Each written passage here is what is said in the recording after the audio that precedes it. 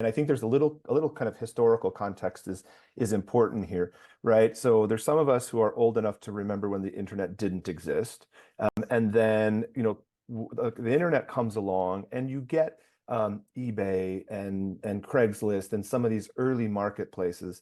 And at the time, there were quite literally zero regulations, right? And in the US, not only were there zero regulations, but we also have in 1996, the Communications Decency Act, Section 230, which protects marketplaces, interactive computer services and others, but specifically protects marketplaces from liability for what happens between their users, right? So it started out as content, right? So the marketplace or the platform couldn't be held liable for what two users said or defamed one another.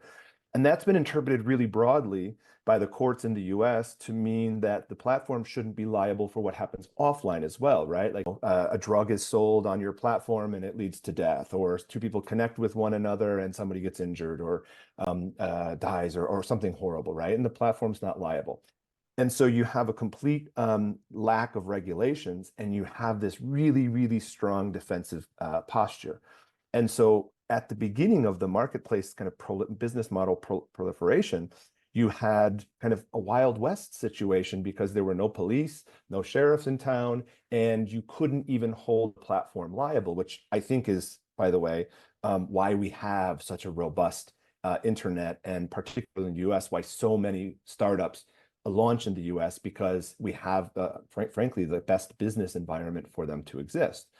But at the beginning, people weren't really paying attention to the protection of the community. They weren't focusing on content moderation. There were no tools. And so you have like this evolution where all of a sudden you still have the legal protections for platforms, but now you need to convert customers, you need to establish trust, and you need to maintain that trust. So now you have to focus on kind of the trust and safety and the risk management. It's a business decision. And as you mentioned before, at the top line, they'll look at it as a cost center, but the reality is it's pure business. It affects the bottom line when people don't trust, because then they don't convert and you don't get